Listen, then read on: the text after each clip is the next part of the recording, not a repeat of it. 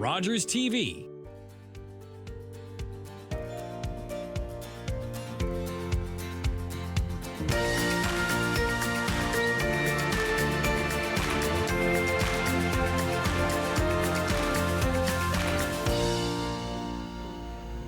Welcome to Grey County Life. I'm JC Coutts. I'm Sarah Carmichael. Joining us on the show today is Greg Nicol from the City of Owen Sound, the Fire Prevention Officer. Also, Jenna McCoubrey Prestridge will be here to talk about Rosie, the hockey player, and Renee will be in with an adoptable animal from the Owen Sound Animal Shelter. How have you been? It's been a few weeks. It's been a couple of weeks, enjoying the Christmas break, of course, and New Year's, and it has been busy. I guess our biggest news as a family is that over the holidays, my brother got engaged. So welcome to the family, Marissa. Congratulations, Sean. Yeah, they met through the wonderful world of axe throwing, competitive axe throwing, which is a thing. I had no idea this was even, I knew axe throwing was a thing. I know they have it up at the bowling alley and they have the axed place at Blue Mountain, but I didn't know it was like a professional thing. Apparently, if you get really good at doing this, you can make a few dollars off of that. And my brother and her met at a tournament, I think, in Toronto a few years ago. She runs a place in Detroit, and he works a lot at the place in Ottawa, and true love happened over a blade, and here we are now looking forward to them getting married. So welcome, Marissa. I'm pretty excited about that. I would imagine when they cut the cake at their wedding, it's going to be using a hatchet. I would be disappointed by anything else. So the expectations are through the roof right now for this wedding and how the reception's going to look. How about you, though? Anybody get engaged in the family over the break? No? They did not. They did not. Let's see what happened over Christmas. Not a whole heck of a lot. Had a pretty quiet Christmas, which is exactly what I wanted. We went to the church service on Christmas Eve at my church, First United. It was very nice. And it's like, you're in a small town when you go to, a Christmas Eve church service, and one of the people providing the musical accompaniment is your high school music teacher. So shout out to Mr. Bartlett. It was really good to see him. He played the violin and accompanied the music throughout the evening. And then on Christmas Day, we actually went out to my parents' place out near Wyerton, and we just had dinner with my mom and dad and my older sister and her kids, and my younger sister came from Toronto with her husband. And that was pretty much it. My brother wasn't able to make it, but we had a nice dinner, exchanged some presents, had some laughs, and it was nice and low key. Now, Ryan was fishing all throughout the break. I guess, yeah. I mean, he was at dinner. Like, he was at dinner. Like, he wasn't like he skipped dinner to be fishing, but like I had to wait to go out to my parents' place until he got back from fishing on Christmas Day.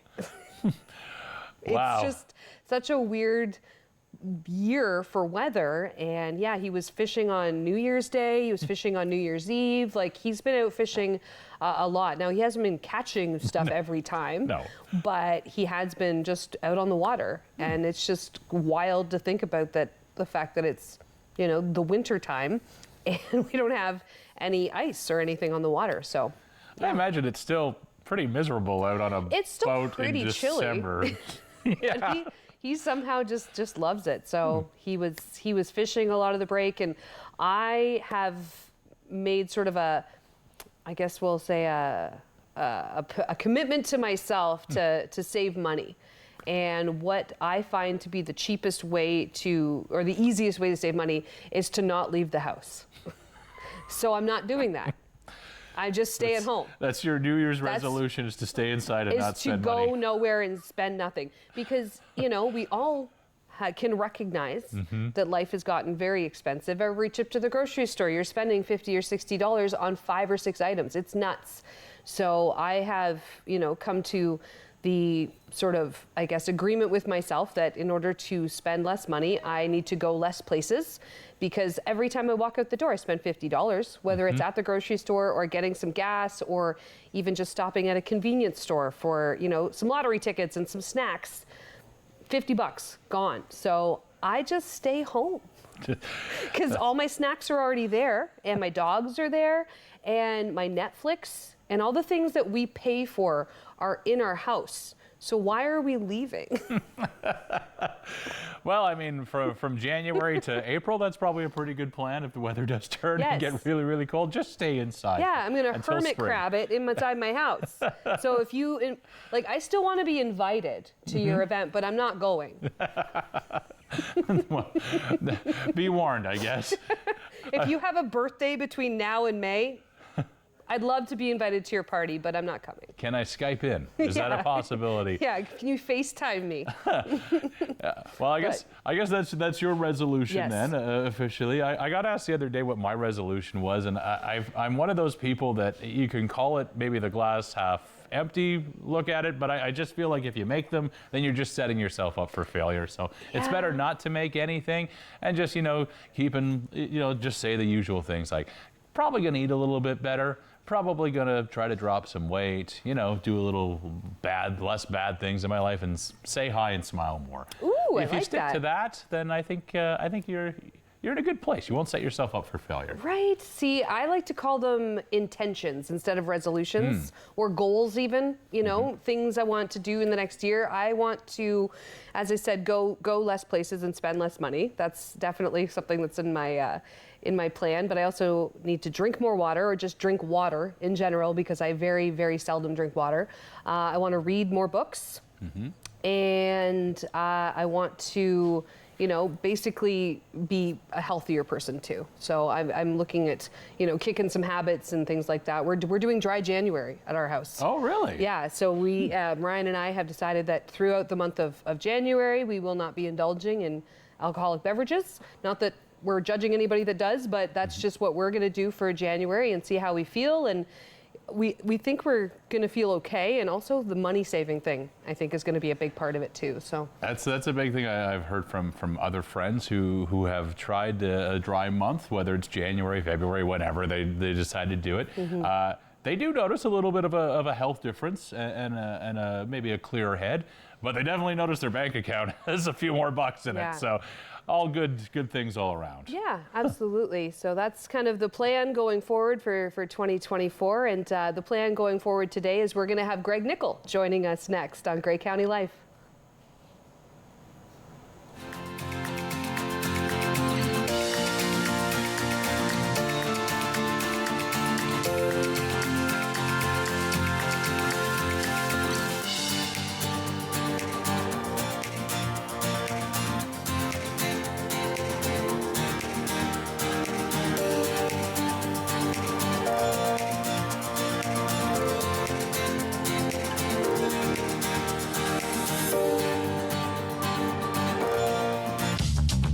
This program is brought to you by Ignite TV. Now you're in command. Visit Rogers.com for more details.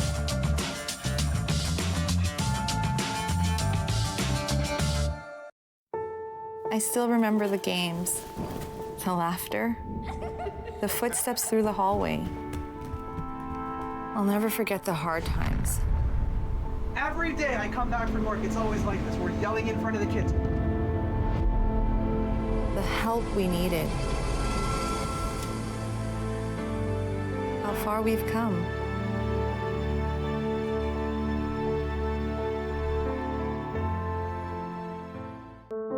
Are you low on food? Struggling to pay the bills? Overwhelmed by life's challenges? When you need support but don't know where to turn, just dial 211. 211 connects you to the programs or services near you. 211, how can I help you? 211, help starts here. October 5th, 2014, my daughter was hit by a train. She was walking along the sides of the tracks, and it shattered her world.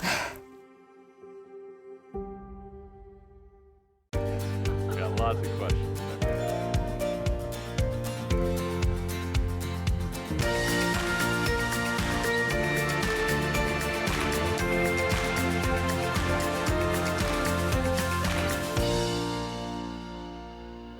And welcome back to Grey County Live. We are joined now by our guest. He is Greg Nicol of the Owen Sound Fire Department and also the Fire Prevention Officer for the City of Owen Sound. Greg, welcome. Happy New Year. Well, great to be here with you guys this morning on the show. Absolutely. How was your holiday? It was fantastic. Yeah. The Owen Sound Fire and Emergency Services, we ran a very effective toy drive. Really want to thank the guys at the station for that and the efforts and the partnership with Salvation Army to bring, I think, a little over 600 kids, really a great deal for Christmas. And we get such great community support, people dropping stuff off, our businesses that partner with us. So really want to thank the community for that. Yeah, and we are so appreciative of your efforts from the fire department, because you definitely made a lot of kids smile this Christmas. Heritage Place Mall was fantastic. They gave us a great space to work in. So it's our toy box, and it can stay there all year.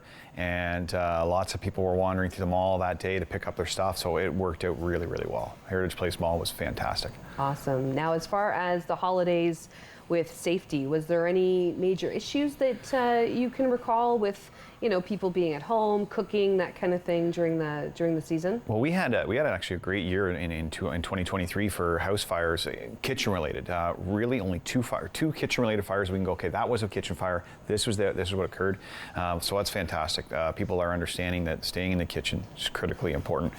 Strangely enough, that we were between the hours of 8 and 9 in the morning. That was really our kitchen fires were early in the morning, so that's a good thing. So we know that people are listening. We know that people are staying in the kitchen.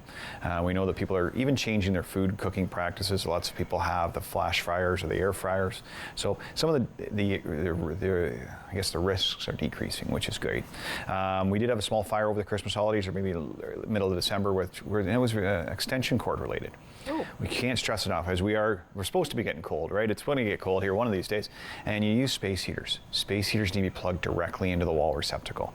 If you run them through an extension cord, the extension cord may be under current value, or not the right kind of load to handle that big load you're asking the space heater. So if you have a space heater, plug it directly into the receptacle. Oh, that's a good tip, because that's not something I would have thought of would even be a worry, right? You got the extension cord, it's in good shape, it's fine, but it might not be. It can create a lot more resistance, and then you get some resistive heating or failure in the wire, and a fire can start. And if fire starts anytime in your house, get out quickly. Dial 911. Meet with your family at the meeting place. One of the other things that we're strong recommends, and I wanted to make sure we talked about this morning, was simply closing doors. If you have a fire in a certain room in your house, your apartment, whatever, close that door. My guys at the station know that I refer to as putting the fire in the box. Mm-hmm. Fire is going to stay in that box. Give us a call, dial 911 from a safe location, and then we'll come and put that fire out, or us or the local fire department that does service your area. But closing doors, absolutely important. Is it good just to have closed doors in general, Greg? Like if you have rooms that you don't typically use, guest rooms, things like that, should they always be closed as a fire prevention? If you're not using that room, and you can close that door 100%, because if a fire starts in the closed room, it's going to stay in there. Mm-hmm. Or vice versa. If a fire starts outside of that room, you don't have to remember to close the door. You don't have to worry about it. It decreases the amount of smoke damage in your house. There's a couple of great videos out there, and one is from Close Your Door, or Close Before You Doze, and sometimes it'll be on my email signature. You watch this video, it's dramatic. They burn a place intentionally. They down a corridor, they have one bedroom open, one bedroom closed. And I don't want to ruin the video because it's so good, but they open up a door and it's like, that door was closed, this door was open, and it is astonishing the difference. Mm-hmm. So I know a lot of you will be here today, they'll be watching the show, they'll be sleeping with their bedroom door closed. And if you're going to do that, that's great. Put a smoke alarm in your bedroom. Okay. A lot of kids today, I have some young guys at home, there's always something plugged in near or in their bed. Trust me, that's just the generation today. I'm not giving any secrets out. But the building code now requires smoke alarms on both sides of the door. And the reason for that is if a fire starts in your bedroom and you sleep with your door closed for privacy, for quiet, whatever, and the smoke alarm's on the other side of the door, it's immense amount of heat, smoke, it's in that bedroom before the smoke alarm on the other side of the door goes off. So having a smoke alarm on both sides of the door is strongly recommended. The building code requires that in new construction. Every house built, every sleeping room built after 2015 requires that. Okay. Yeah, I never would have even thought about that. That's really good. A really good tip. Yeah. And while I'm on that, I brought a couple of examples with me today. I brought a couple different smoke alarms. And this is the time of year, it's fresh year, fresh in the year, so check your smoke alarms, make sure they're working. If you're a tenant and you live in a building, the landlord is responsible to check once a year and on change of tenancy. And it's simple as just checking, make sure the battery's in, it works, and it makes a sound. The other thing you want to check for, whether it's your smoke alarm or your carbon monoxide alarm, is the expiry date. If the smoke alarm says replace in 2023, it's out of service and you need to go replace it. When you do replace a smoke alarm, if it's a battery operated, you can replace battery operated. If it's a hardwired device and you have to have hardwired in your house, you got to go hardwired for hardwired, right? And in a year from now, the new homes require the visual strobes. You guys ever seen the visual strobe smoke alarm? No. Any house built after 2015 has a visual strobe in the house. So those smoke alarms are going to come due in about a year from now, and that's going to be a significant thing to think about, and especially if you have 5 or 6 of those, you're looking at $600 or $700 on replacement. So just something to think about into the future, that hey, our smoke alarms are going to expire. I need to replace like for like. Right. The other thing that's on a smoke alarm, and all new smoke alarms have it, is a hush feature. So let's say you're burning, I shouldn't say you're burning something in your house. Let's say you're in the kitchen, you burn something on the stove, the toaster burns something, you open the oven door and it starts to beep. A lot of people are like, okay, they'll go take the battery out, they set the alarm down, they walk away from it. Every smoke alarm. I've done that. Every smoke alarm has a hush feature. Okay. And you'll look like a magician. You'll look like a rocket scientist. If you just simply go over and press the hush button, smoke alarm silences, shuts up, doesn't do anything. But 5 minutes later, you'll hear it go chirp, chirp, it's back in business. The battery's still in it. It's not bugging you anymore because you know you burnt the toast. You know you've burnt something on the stovetop, and the smoke alarm's still in play. So it's something to think about, whether you come out of the shower or something like that. And along with that, let's say you're constantly getting false alarms or activations. Take a look at what you're doing in the kitchen first. Is your kitchen stove clean? Is your toaster clean? Prevent that stuff from coming out. Is your oven clean? But maybe you want to move the smoke alarm just out of that airflow so it stops that make it the beeping going on. Right. And like I said, if take a look for expiry. Like if you have a smoke alarm, now I don't know which camera's looking at me, that one right there. If you have a smoke alarm that looks like this, I mean, congratulations. You've done it. It's done its job. It definitely needs to be replaced. But yeah, so this is a classic. I think I can't remember the lady that got this from. Is this even older? This is probably older than us. It was made. It is actually, I think it's an Eaton smoke alarm, isn't there, or something like that? What is it? Eaton's? Yeah, it's Waterpik. Pardon me, Waterpik. So I don't think Waterpik's made smoke alarms for a little while, and it was battery operated. Okay. It took 6 AA's to make this bad boy work. But yeah, if you have a smoke alarm that looks like this, replace it. If you're having trouble replacing it, you can't get the replacement, you need some help, call your local fire department. Yeah, it will come. I've heard you say that before, that if maybe someone is elderly or physically have some limitations, you're more than happy to come to their home and help them replace those smoke detectors, those alarms, because I mean the 5 minutes of your time ensures that person is as safe as they can be. Yeah, and lots of times we'll have batteries, we have smoke alarms, we have things that can help you out. If you can't afford it, we can do that. And that's not only the Owen Sound Fire and Emergency Services. I know a lot of our partnering municipalities and fire departments that cover the areas that are also on Rogers Grey County, we'll do the same thing. Right. Yeah.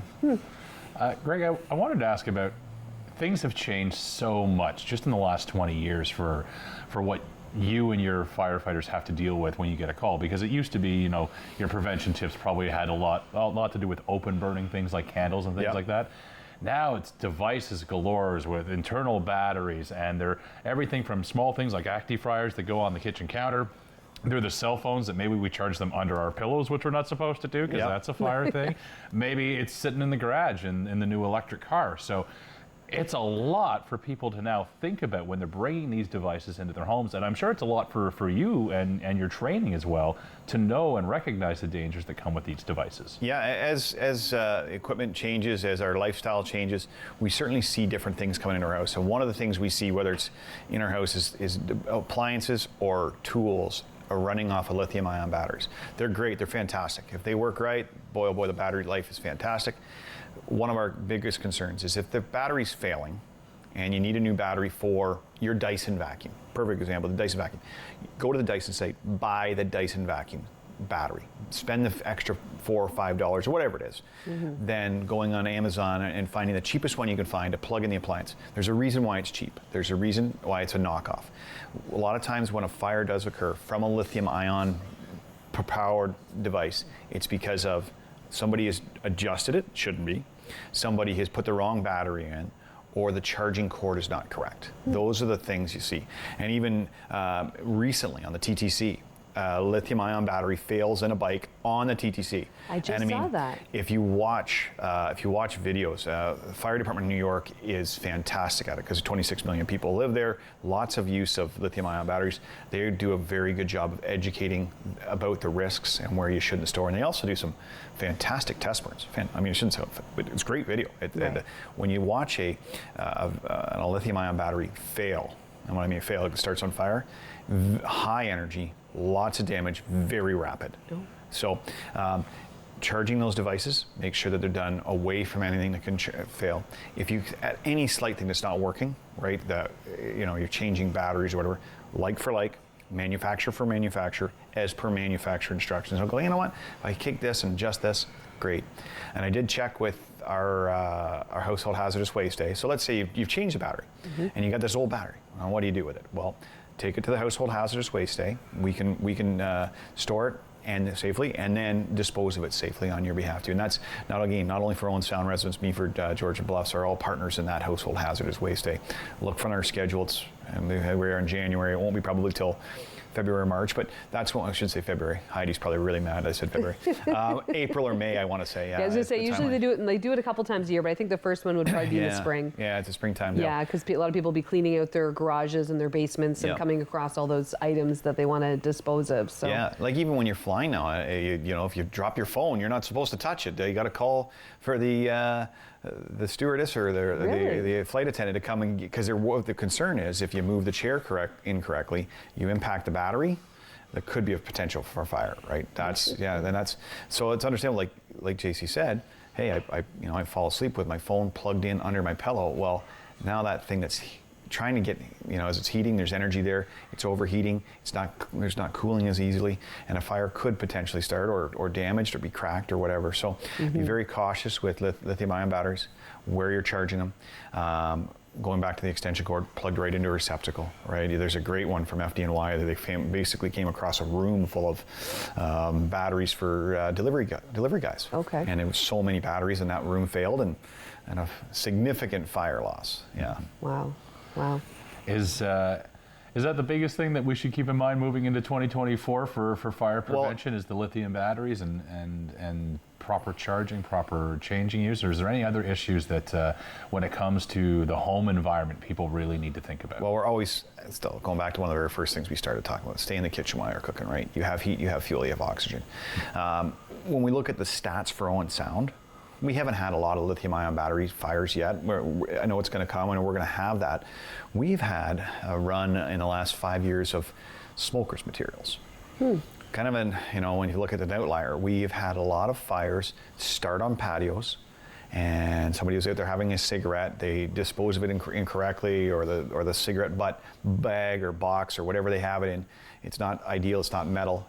We've had a number of fires in the last 5 years. I think it's around 15 start on the patios due to improper smokers materials disposal, whether they drop them, whether they're setting them down wrong or whatever. And by the time a deck fire gets noticed, especially if you're out there at 11 o'clock at night, you're having your last one before you go to bed, you drop the cigarette, you head to bed. Well, cigarettes fires start, they take a little while to develop. They do fire, and then all of a sudden your deck's on fire, which is a lot of fuel, free oxygen, big fire before you even notice it, before your smoke alarm goes in. And you could have a barbecue on your deck, and that could just be even more of a hazard. Entertainment. We'll call it more entertaining. Now we know we have our fires on our barbecues, and you'll see our social media stuff kind of comes out at certain times.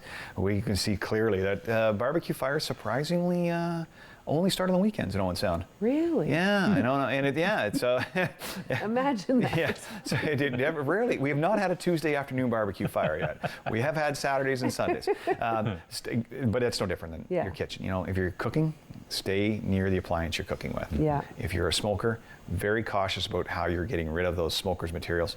Cold and wet. When we go talking to the kids at school, it's like, hey, if mom or dad or grandma or grandpa ask you to put the cigarette butts in the garbage can, cold and wet before you put them in. Because if you put them in there hot, or you drop them in the spot that has things that can easily burn, you're going to have a fire. Yeah, especially like around the fall when the leaves have all fallen off the trees and they're all crunchy and dry, and that's just like perfect, ammunition, or is that the word I'm looking for? Ignition. Ignition. It's Yeah. like a perfect storm. It's everything is in the right time in the right place, and it has to be the right stuff. Like we've done some research on it and followed along.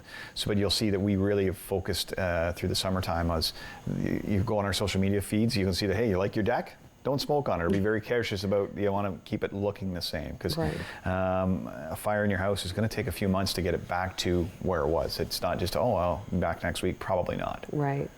Wow, that's a really good point. Now, as far as staffing, do you guys need more firefighters? Is this something, or are you finding that, there's been enough going through the training process and you're able to maintain like a full amount?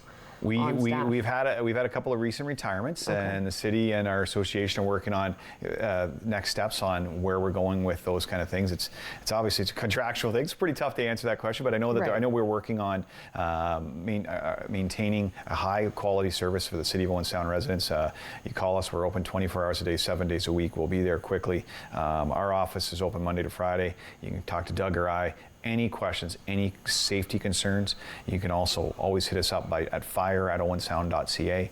That'll drop an email into my inbox, and if you have a complaint about something in your building, something in your house, something your neighbor's doing, don't be afraid to ask that question that way. Awesome. And just to go back to, like, how does one become a firefighter?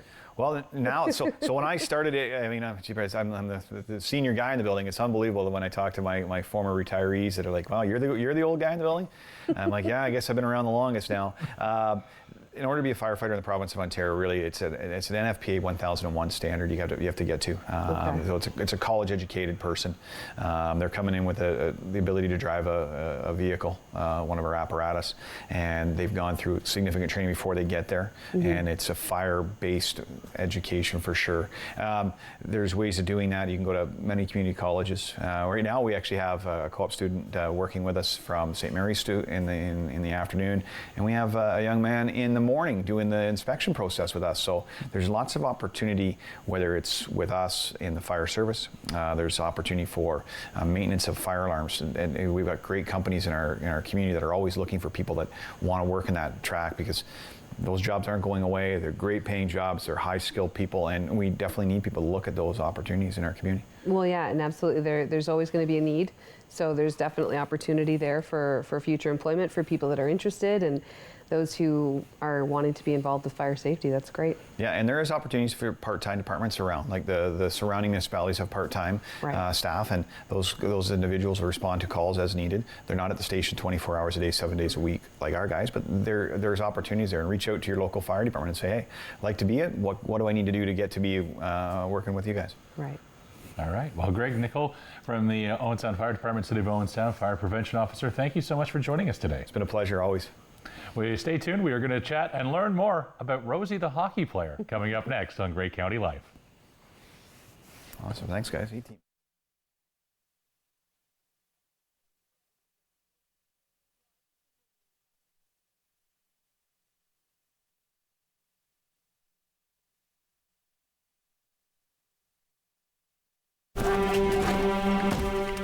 I don't care what the law is. I will never be a slave. That word, I hate it. It rests on my tongue like rot. Peter, how does it feel to get paid for your work? There are rumors freedom's coming for us all. Freedom, you know that's all I want. Chloe, careful. Real men would rather sell you across the river to America than let you go free. Then I'll run. I've run before. Maybe this time for good. No! Just get her into a boat. No! Chloe! Chloe, no!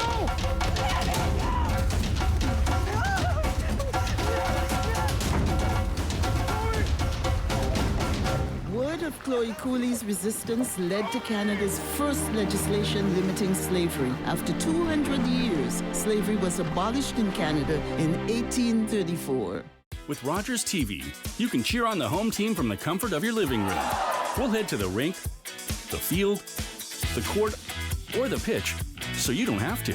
Tune in and cheer on your local amateur athletes on Rogers TV.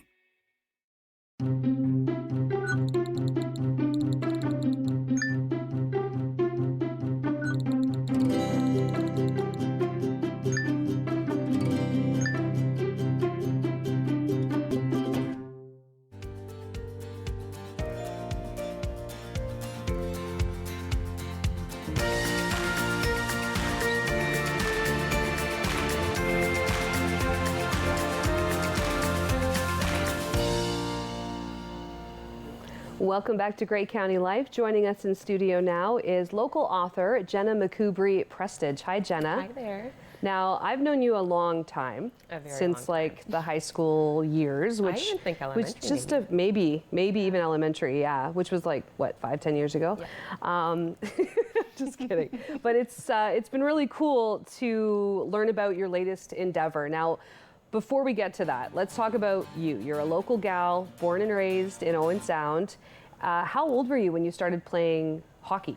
I think I was about 8 years old. So there was a girls only team that started in Owen Sound in like 1994 maybe, I think, or 1993, and I joined the year after it started. Right. So I've been playing hockey for a long time. It's been almost 30 years now, or it has been 30 years now. I just had my birthday in December. So right. Yes, 30 years. Wow, Yeah. okay. But when you first started playing, there wasn't a lot of girls playing. There was not. There was one team, and I was one of the youngest. I think I might have been the youngest, and the oldest was 18. It was a U19 team. Right. Yes. And that would be really hard to organize because, you know, you don't want to have the 8-year-olds, 9-year-olds on at the same time as the 18-year-olds because obviously there's different levels of physical ability. Exactly. So that would be really challenging for the coaches to, you know, be properly getting the lines out. Exactly, and I didn't realize that at the time, but I learned about it afterwards, that if there was a younger group going out, they would go out against the other team's younger group, so there was always line matching going on, and then the older group team would play against the older girls, which made sense because their ability was so much greater than ours.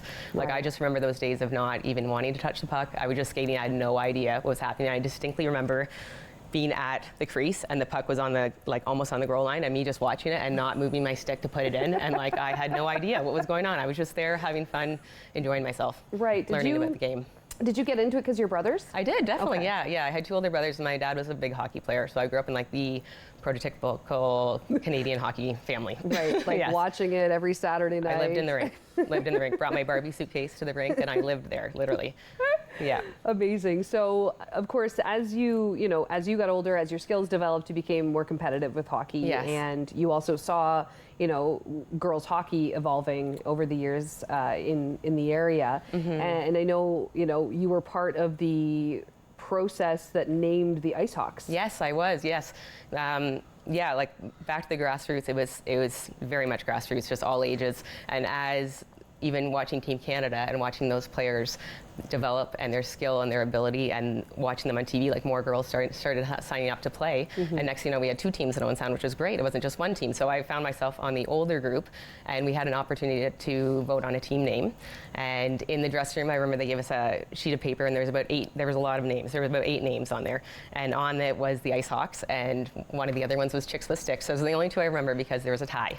And then after the tie, there's a few of us who had a closed room meeting. We kicked out the trainer and the coaches and said we need to talk to the team, and we just said, moving forward, we don't want to play for a team called Chicks with Sticks. Like, I grew up with 2 older brothers. I was seeing what their hockey career was like, and I didn't want that I wanted that for myself. I didn't want to be more of a novelty, and I know that at the time there was names like that, but I was just like, I was not prepared to play for a team named Chicks with Sticks and not be taken seriously as an athlete. So we pretty much said we need to be the Ice Hawks, and everybody voted, and unanimously we became the Ice Hawks the next year. And the teams are still the Ice Hawks. I cannot believe that, because every year we change names based on sponsorship. So even the people who are voting on the team name thought that was just going to be maybe the next year or the next 2 years. Yeah. And then now looking back, I cannot believe it's about 14 teams now, and it's still going strong. It's amazing.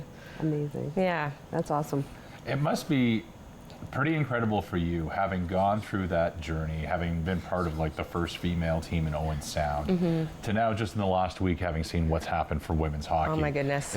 Is this like the best time ever for women's hockey right now that we're living in? Amazing, amazing. I was so incredibly emotional, which I think a lot of women were watching that first PWHL game on January 1st. I didn't expect the emotion from me. I turned on the TV and I'm watching these women that I looked up to, dropping the puck and the emotion in their eyes. Like, I just felt it. This all started by writing this for my daughter. So I was looking at my daughter, and I have 6 nieces who play hockey, and I was thinking, one day now they have somewhere to go. Yeah. Like, they have something they can dream about. Whereas when I was younger, I remember dreaming about playing in the NHL and how unattainable that would be for me. But it was still a dream because I was a child, and I just wanted to play hockey, and I wanted to play hockey professionally. Right. And now there's going to be so many more opportunities for women. It's not just one team that defines how good of a hockey player you are, as in Team Canada. If you didn't make Team Canada, there's maybe 18, 20 spots on that team. If you didn't make that team, then how good of a hockey player were you? And now you could play professionally for one of the 6 teams. And hopefully it's the original 6, and then it grows from there. Yeah, that's definitely true. I was thinking that, actually. I was talking about the PWHL yesterday, and I thought, this is just the beginning. It's just the beginning. Like there's nothing to say that there can't be more teams, added on and created as it grows even more. So. Exactly, and it just takes everybody getting out there and supporting it, watching the games, going to the games to make sure that it's successful for all those amazing women who are playing. Amazing. And so let's talk about Rosie the hockey player. Yes. So you took your inspiration for this book series from watching the university girls playing recently. Yes. And then also, celebrating with all the young Ice Hawks and stuff, because they were just so excited to watch the university girls play when they were here. And I saw you at the rink that day. Yes. And it's kind of wild because then I said a few weeks later, you messaged me and you're like, hey, I wrote a book. And I was like, but I literally just saw you. Yes. And now you've written not just one, but several books. Several books, So sort of how did this kind of come from that? Yes, okay, so you and I were there. We were at the Hockey Day in Canada festivities in Owen Sound. Yeah. And there was a women's showcase game, or day, and this was before the PWHL, obviously. So all the professional women had banded together and created their own, not quite league, but the PWHPA, and put everything aside to try and get this PWHL professional league going. So at Hockey Day in Canada, there was the OUA women's game, and then followed up by the PWHPA game. So many acronyms. Yes. Got to keep it right? And you were the host, which was fantastic. And there was all these young girls in the stands, and I was there with my nieces who play hockey, and my brothers, and my dad, and my mom, and my son James, who's 6. And we were watching, and I was just like overjoyed. The talent was amazing. Their ability, I was blown away by the skill level of what the women's game has become. And then I'm watching all these young girls in the crowd, and they have their Ice Hawks jersey, and they're running to the door to high-five the players. They're getting their signatures. They had homemade signs, and they were just overjoyed. And I just thought, I left that arena thinking, I left the Bayshore thinking, wow, women's hockey is in a great state. Yeah. I went home, and I went to our home library, which is very extensive, as I'm interested in literature and everything. We have quite a big home library with about 20 hockey books, and I pulled them all out, looking for books with female characters to read to my boys and my young daughter, and I found one book with a female as a main character. And I thought, what is happening? It's not matching up with what I'm seeing at the Bayshore. Yeah. And then quick Google made me realize that there's still not books like that available. So knowing that my daughter was only 2 at the time, and we would likely be putting her in hockey since we were a hockey-based family, that I wanted to have something for her to be able to look up to and see herself represented. So I wrote the stories for her. That's what her name is, Ellie Rose, and I called it Rosie the Hockey Player. And in the story, she plays with the best woman in the world. So they're inspired by all these amazing people like Haley Wickenheiser or Kim St. Pierre. So Haley is a character and Kim is a character. And I just wrote it for her just to have her see herself represented. And then when I was done, I sent it to my husband and my mother. I just said, this is what I've been working on. And they both let me know that they thought I was onto something. And I knew I was onto something, and I wanted to share it with more girls and let them see themselves be represented. Yeah. I think that's very important. Absolutely. Mm-hmm. And you took a lot of the inspiration for the stories from your personal experiences. Definitely. I know you told me before that, being, a female playing hockey, because there wasn't a lot of teams or there wasn't, necessarily a lot of opportunity, you would have to join a team here and there. And so there was a lot of times when you were walking into a dressing room not having known any of the girls in there. Exactly, especially moving back to Owen Sound, because I had not lived in Owen Sound for about I would say 14 years. Right. And then I moved back, and most of my friends who played hockey weren't playing anymore. And it's not the same as men have a lot of friends who play hockey, and that becomes like a social group. So I was getting contact numbers for people who were having skates, and I just would go into dressing room after dressing room and know nobody, and say, hello, my name is Jenna, and it reminded me of me as a young child doing that, and how intimidating that can be. And I thought, I had heard stories from my friends who are parents now of their young daughters who weren't wanting to play hockey anymore because they didn't want to switch teams, or they didn't want to, when they went to a new city, try a new team. So I thought that's a great way to start, is showing that it's okay to join a new team, and how important that is, and it's important to put yourself out there. And it also reminds you of all the things that you love. That book specifically has the things I loved when I was a kid about playing hockey. I loved the smell of the arena. I loved the sound of my skate blades hitting the ice surface, and I loved how your whole body gets cold, but in a spot like the Coliseum, the old Coliseum, my nose would always be, or my whole body be warm, but my nose would be cold. Yeah. In those old rinks that we would play in. Yeah. So I was like, I'm going to put those key things in there and remind people that it's all those things that you love about the game that bring you back to it. Amazing. So you've got, this is going to be a series of 6 books. 6 3 books. are already out. Yes. When might we see the last 3 come out? Well, the 4th one got started yesterday. So they will be released throughout the year. I would say that one will be ready before this hockey season's done.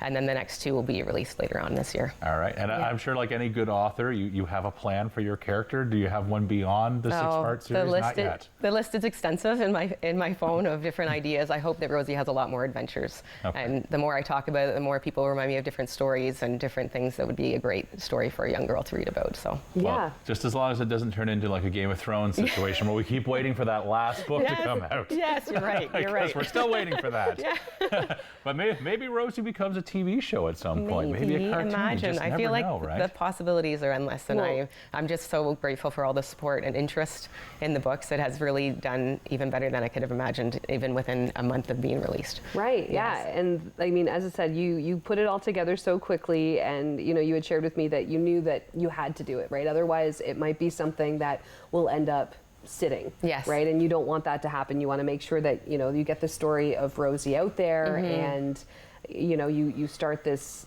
sort of opportunity for girls.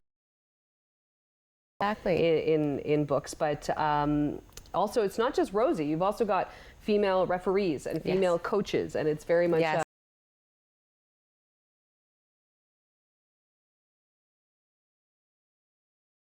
important for the next generation of men to help rise up this equity in sport for women.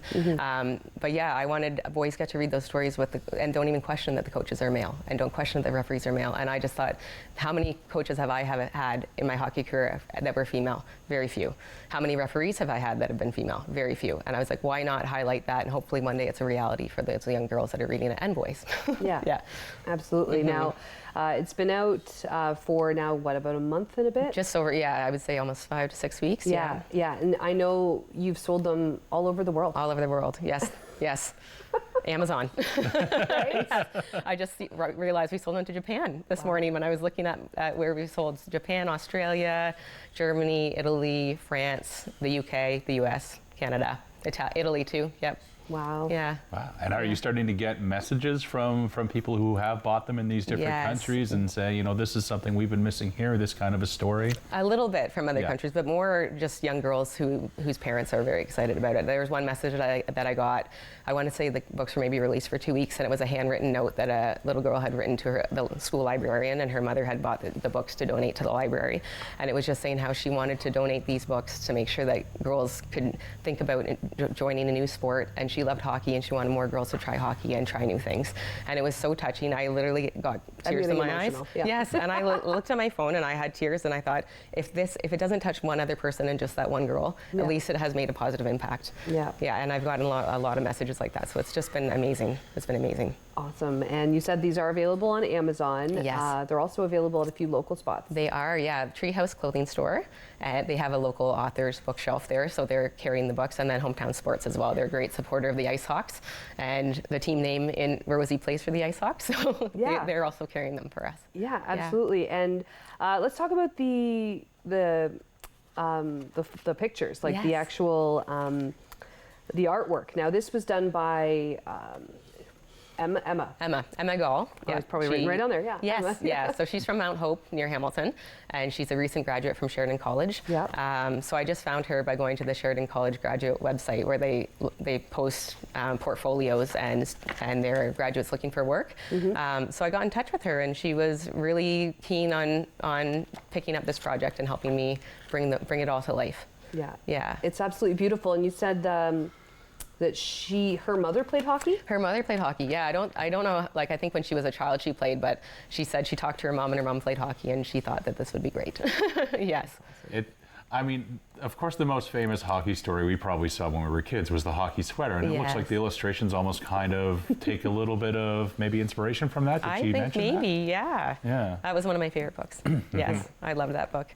Yeah, I think it has been an interesting learning curve too for her, because she's not a hockey player, so a lot of the different moves, or the way to hold a stick or face off, or like how you hold your hands or your stride while you're holding a stick, I would send her pictures of like a professional player, like, here's someone in a shootout and this is the way that their body needs to be, and she would make it happen, which was amazing, and she was very open to the feedback, so that was great.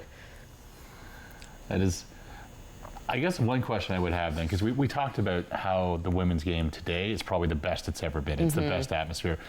But with anything, you get to a certain point, the work's not always complete. So for you, looking ahead with a daughter now that's going to be coming into minor hockey, what do you still need to see as changes? What can still change positively for these players and these athletes moving forward?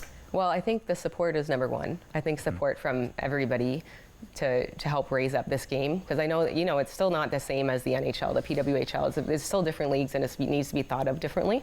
That we're not looking at male professional hockey players, we're looking at female professional hockey players, because I know there's been positive feedback online of that, but there's also been negative feedback, and I think you just have to look at what's happened and how amazing it is, and this is the beginning of something great for all the girls who want to play. Another thing that would be great is having more females involved in girls minor hockey, because I know there are females involved, but there's definitely Hockey Canada's running something to try and get more females into coaching clinics to help them be that representation for those young girls who are playing. I think it's really important, because the majority of games I go to, there's still a lot of men on the benches, which is fine, that's great, but it's nice to see some representation and some women who feel like they can give back and that they're supported to be in those roles.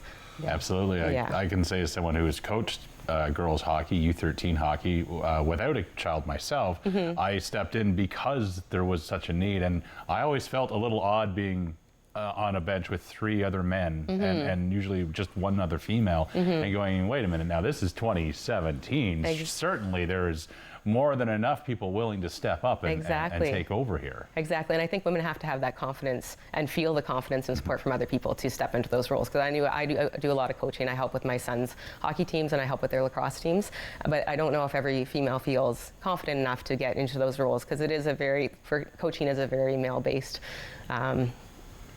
role right now. So it'd be nice to just get a little bit more diversity and equity in those situations, and I think it's coming. I think we'll see it a lot more in the future. There's been a lot of changes, especially in how they train coaches now, to make it very inclusive for everybody. Exactly. So if anybody's watching and thinking about coaching and taking on a role, please do it. I can tell you as a volunteer coach, you're very much needed. Yes, yes, you are. All right. Well, we've got just about a minute left. Jenna, anything else we should know about Rosie and her adventures? Well, you know what? I will mention there are a few local things. So I brought the other books with me here, and just a few small things. But I live in the municipality of Meaford, so this is called the Harvest Cup. This is the second book, and I was trying to think of a tournament that the girls could have in the fall, and it came to me living in Meaford and the apples harvest and everything. So, so that's all there. So that's part of it. I thought that was great. Love that. And then this is the Candy King Classic, which is actually based on my own family tradition. So we've been doing it for 39 years, renting the ice on Boxing Day, and we all get together with family and friends and have a big Christmas party after. But there are certain things in here that are representative of the area. The Grays. Of course. Yes, my father was the GM of the Grays for quite a while. My brother played there, so I snuck that in the illustration, and a few other things that were just representative of the area. Amazing, amazing. Website, www.rosiethehockeyplayer.com. Excellent. Look it up, and you can also find her on Instagram. If you're looking for any other details, look up Rosie the Hockey Player. Thank you both so much. I'm number 24, Tays Jordan. And number 21, Harry Nancy. Tune in to Attack Rap on Rogers TV.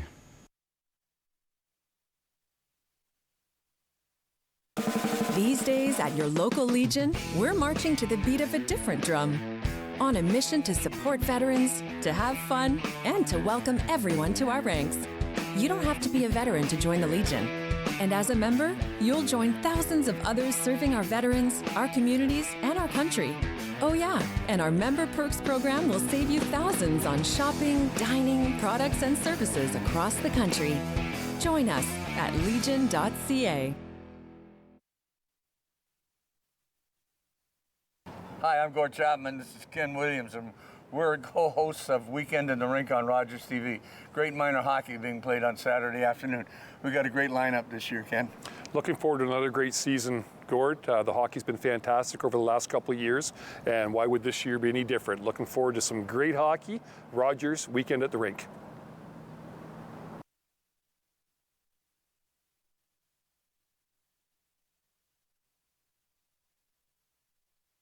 Hi, I'm David Sherman, host of Politically Speaking. Politically Speaking is interviews with your politicians on Rogers TV. 7 o'clock Thursday evening. Politically Speaking on Rogers TV.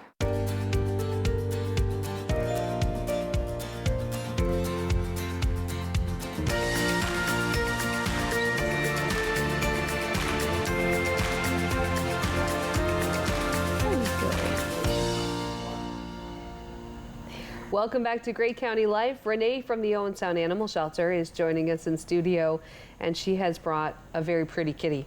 She's very soft and very sweet. She may have some Abyssinian in her. What the heck's an Abyssinian, you might say? It's a very unique cat with rabbit-like fur. And the reason I suggest that is she's incredibly soft, but more importantly, she has a speckled pattern in her coat, which is very common in the Abyssinians, and these giant eyeballs. Yeah. We could be completely wrong, but I tend to think somewhere in her descent there may be some. In saying that, that would make her quite a royal cat. She's a fancy cat. She would be fancy. And if that helps her go home, she's fancy. The sweetest, quietest, most unhappy at the animal shelter. I hate to do that, but it's true, which is why I've selected her today. She's missing her people. She spends a lot of time hiding in the back of the cage, being super sad, which makes it a little harder for us to place them. As we all know, the flashy one gets everybody's attention immediately. The cat that's rubbing on the cage, trying to get your attention through the bars, that's the cat that's going to go home first. The cat hiding sad in the corner, which is Mandy, takes a little bit longer because people walk past her. But she would be the most perfect cat for an older home because she likes it quiet, which is why she hates us. She prefers, she doesn't like the loud noises. She doesn't like people coming and going. If you have a quieter home, I mean, you don't need to be older, just maybe not with 6 kids and not coming and going all the time. She's a companion cat. She would be, exactly. She wants to be your buddy. She does like other cats, but in saying that, she would be quite okay as an independent cat too. So it's not, she could be your cat's buddy, but at the same time, if you only want one cat, she's okay to be a lone cat. Often we say, oh, they do better in pairs. This is not one of those cats. I mean, she would be okay, but it's not necessary for her to have a friend, right? How old is Mandy? She is 3. Okay. We've had her spayed, we've had her vaccinated, so she's been with us a little over a month, which is why it's so sad that she's so sad. But it's given us the opportunity to spend some time with her. She's not the easiest to sit with, as you can see. She wants to be on the move, but she will cuddle and she will snuggle, and we're really hoping she finds a home soon, right? Right. You're starting to purr. You're starting to get used to the idea. She's looking right at the camera, like she's like, this is my angle. This is my happy spot right here. She's not a very vocal cat, although she did have a little singing festival in the car on the way here. She normally is quite quiet and not a cat to get in your way or under your feet, which is kind of nice too, right? They may be treated to the occasional concert. Exactly. You did really like the car. You were singing away in there. You were, or something like that. I'm glad you didn't poo. I thought you might have. I'm glad you didn't. Renee, I was just going to ask, as we've now passed the holiday season, how was the holidays at the shelter? It was okay. I mean, we very much enjoy Christmas at the shelter. It's become a family tradition, as you can imagine. So we like to spend a couple of good solid hours there playing with everybody and making sure everybody's got treats and love and toys. And that part was really fun. We did have a couple of calls, unfortunately, with some dogs that have come in over the holidays that are not yet reclaimed. So we've been in the process of trying to sort that out, which is a little frustrating, but otherwise it's been all good, which is good. We're hoping that we're bracing ourselves for the winter months. Obviously, as the weather changes, we get a little busier, and additionally, people get a little bit more difficult sometimes to deal with. So we're hoping that everybody stays in the positive, everybody stays happy, and things continue to go great for us. Which, I mean, we're week number 1. It's okay so far, which is good. We did do our year-end calculations and discovered that we had 350 adoptions last year, which is something we're celebrating. Very happy about that. So a huge increase in dogs over the last few years. We had a huge decline, but they're back up, which I don't know if that's good or bad. Good for people looking. And our cat adoptions were still holding their own too, with about a couple hundred of them, which is awesome. Maybe you're going to be number one. Maybe. Number one of the new year. Wouldn't that be nice? There you go. Wouldn't that be nice? First adoption of 2024. Would be amazing if it were you, Mandy. Wouldn't it? She's like, get me the heck out of there. Yes, please. Oh my goodness. Oh my goodness. I saw on the Facebook page that Grover was adopted. Yes, he was. And it was actually somebody who had spent a lot of time helping us with his recovery. As you can imagine, he had a lot of interest, a lot of people who were, you know, hearts were with Grover and cheering for him and interested in adopting him. But we had one couple in particular who kept popping in and visiting him, bringing him treats and inquiring, and he loved them. And it was a great match. So we were very, very happy about that. Aww. For sure. Good. That's I'm another glad. success. Where are you going? Where are you going? Come this way. And I guess I should remind people with the new year, it is time to get your dog tags and your cat tags for the year. They are $10 cheaper right now. $20 for a fixed dog, $35 for a non-fixed. As we approach March, and it'll come quick, March 31st, the price jumps back up, and then you are potentially in trouble for not having a dog tag. So don't wait that long.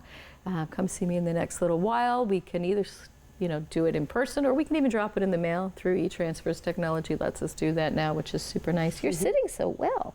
So a reminder, if you're a resident of Owen Sound, give me a call about your dog tags, because it's time. Right. It's time to make them legal.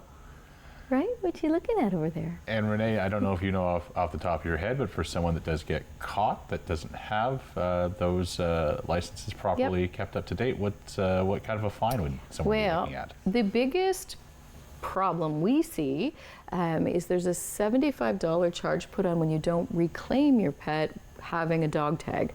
So in the event we catch your dog without a tag, as a stray, first of all, we can't call you, we can't find you. That's a huge problem. Unless they're microchipped. Exactly, Yeah. especially if, well, and even the microchip can be a bit challenging. The dog tags we have right on our cell phone. So it's like, oh, that dog doesn't need to come to the shelter at all. You can just call this number, which Right. is why we want everybody to do it. Okay. But if you don't have it and that March 31st deadline passes, you're going to be charged $75. Right. And that's a huge hit when you're already paying to a go from reclaim 20 fee. or 35 exactly. to 75. It can be a lot, Right. which we really don't want to do because we want you to get your pet back. So Absolutely. the fine for that is $75, which is so don't do it. Save yourself the money. Exactly, but more importantly, we might not get your dog at all because we can trace that tag.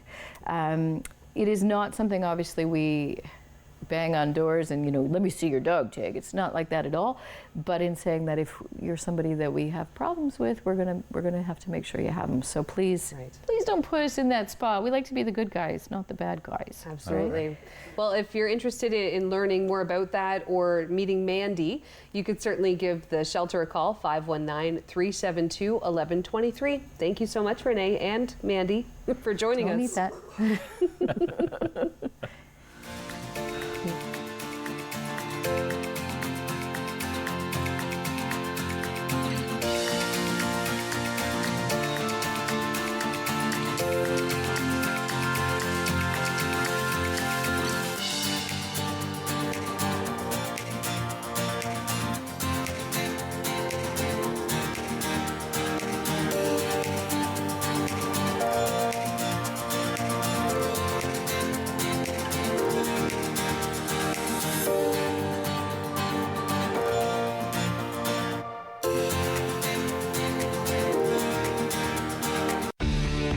Connect with us by visiting our website or email us at comments@rogerstv.com.